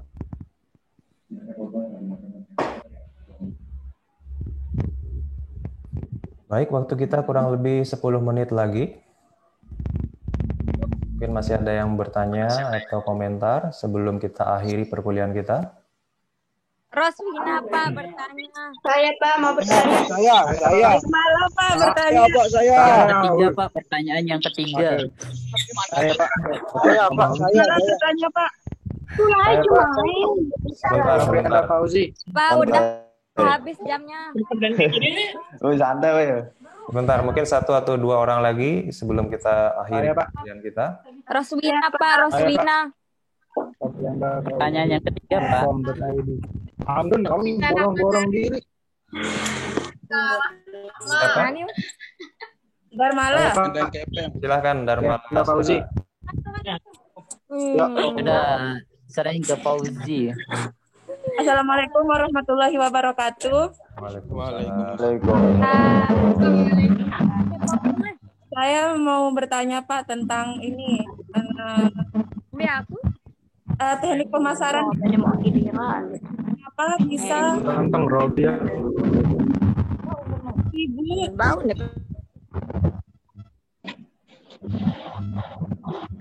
kenapa ongkir ke luar negeri lebih murah daripada di sekitaran Indonesia? Kenapa ongkirnya lebih tinggi? Nah, sedangkan seperti kita ketahui kan mata uang orang luar negeri itu kan tinggi. Itu aja sih Pak. Oke, baik. Kenapa? Saya Pak. Sebentar. Kenapa ongkir dari luar negeri lebih murah? Misalnya saja kan Pak, kita belanja di Shopee. Kita lihat aja ongkir ke daerah ini aja dia itu lebih mahal, sedangkan di luar negeri kan kita ketahui jauh dan mata uangnya juga kan lebih besar. Kenapa ongkir ke luar negeri itu lebih murah? Ya, baik. Oke, baik. Ada beberapa alasan kenapa biaya atau ongkos kirim dari luar negeri ke Indonesia itu lebih murah dibandingkan dengan sesama negerinya, sesama Indonesianya. Yang pertama adalah pengiriman mereka dalam skala besar. Dalam skala besar itu maksudnya apa? Jadi kalau ada pesanan dari luar negeri, itu dikumpulkan jadi satu dulu di luar negeri, nanti dikirim sekaligus. Dikirim sekaligus itu entah menggunakan ekspedisi yang besar, pesawat kargo seperti itu. Jadi pengirimannya tidak satu persatu tapi secara sekaligus. Nah, secara sekaligus ini yang membuat biayanya lebih murah. Yang kedua, biasanya ada promo-promo tertentu, kerjasama dengan berbagai pihak. Yang ketiga, biasanya karena produk itu asalnya dari luar negeri, yang dimana di sana barang tersebut diproduksi, harga asli produknya bisa lebih murah. Oleh sebab itu, dia bisa menawarkan biaya ongkir yang lebih murah juga, kira-kira seperti itu. Karena biasanya kalau di luar negeri yang memang sudah menjalin kerjasama, itu sistem transportasinya mereka sudah cukup baik. Penerbangan itu hampir ada setiap hari. Berbeda dengan halnya di Indonesia, katakan ke daerah Papua, misalkan daerah Papua itu kan penerbangannya tidak banyak. Oleh sebab itu, biaya penerbangan dari Jawa umpama ke Papua itu cukup mahal sekali ya. Kenapa? Karena memang jarang ada penerbangan. Nah, kalau dari luar negeri, dari Cina ke Indonesia, hampir setiap hari ada penerbangan, sehingga bisa lebih murah. Kira seperti itulah. Yang pengetahuan Bapak ya. Siap. Terakhir Pak. Oke, baik. Waktunya sudah menunjukkan pukul 11.39. Sebentar lagi masuk. Raswina mau bertanya tadi, Pak. Apa? Saya Pak, terakhir. Saya bertanya Pak. Satu orang lagi, setelah itu kita ya. Saya Pak. Raswina, Pak. Raswina. Saya dong Pak. Ayo Pak, Peter Hari mau bertanya. Saya Pak. Siapa nih? Saufianda Fauzi. Saya Pak. Saya Pak. Fauzi ambil pertanyaan saya, Pak. Silakan Fauzi. Lalu Adam Zikrullah. Lalu Adam. Saya Pak. Pertanyaan saya. Ya, baik. Assalamualaikum warahmatullahi wabarakatuh. Halo, assalamualaikum warahmatullahi wabarakatuh. Waalaikumsalam. Terima kasih. Assalamualaikum. Tadi kan Bapak jelasin kalau halo Pak, dengar Pak? Iya, silakan. Jika atau enggak jika? Tadi kan Bapak halo? Halo Pak. Ya, silakan. Tadi kan Bapak jelasin kalau positioning itu tindakan perusahaan dalam merancang produk dan strategi pemasaran, gitu, Pak. Halo? Ya, silakan. Pertanyaan saya, Pak, apa hasil dari positioning jika kita menerapkan dalam perusahaan? Oke. Posisi. Halo, udah. Oke, baik. Pertanyaannya tadi tentang positioning ya. Apa sih hasil dari perusahaan melakukan positioning? Positioning itu menempatkan benak atau ciri itu jadi mohon yang lain tenang dulu ya. Jadi, hasil dari proses positioning itu adalah di mana merek tersebut ada dalam ingatan konsumen. Misalkan, ketika kita berbicara tentang air minum dalam kemasan di botol, yang terlintas pertama di benak kita ada Aqua, ada Narmada. Nah, apa yang terlintas di benak kita inilah merupakan hasil daripada positioning tersebut. Ketika kita berbicara tentang teh, teh ya Sariwangi, teh kotak, teh botol, motor Yamaha, Honda. Nah, apa-apa yang muncul di benak kita inilah yang merupakan hasil daripada positioning. Nah, bagaimana caranya bisa sampai hasil seperti itu? Maka itulah butuh pemasaran tadi tersebut, butuh promosi-promosi. Setiap kali kita buka YouTube nanti ada muncul iklan, muncul lagi. Nah, harapannya dengan banyaknya frekuensi muncul iklan tersebut lama-lama akan terekam di dalam bawah sadar kita. Ketika kita ingin membeli satu produk, maka merek tersebutlah yang kemudian muncul di ingatan kita. Itu namanya positioning. Kira-kira seperti itu ya. Oke, baik. Cukup sekian dan terima kasih. Mari kita foto bersama dulu ya. Ya, Pak. Udah mandi. Oke. Sebentar, Bapak setting dulu ya. Belum, Pak. Iya, Pak. Ih, Sina.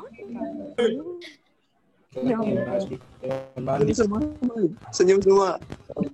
Terlalu gelap kan tentu. Iya. 1, 2, 3. Oke. Sebentar.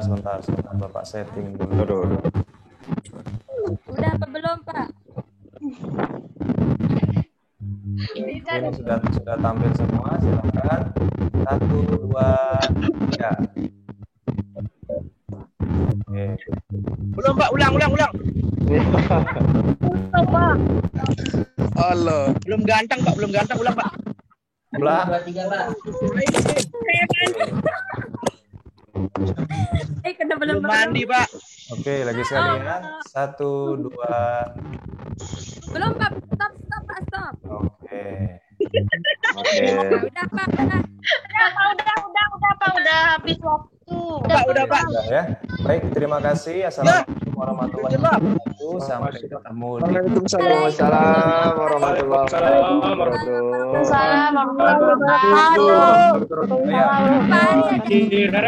Absennya silahkan direkap ya. Sudah direkap tadi? Untuk kosmanya silakan.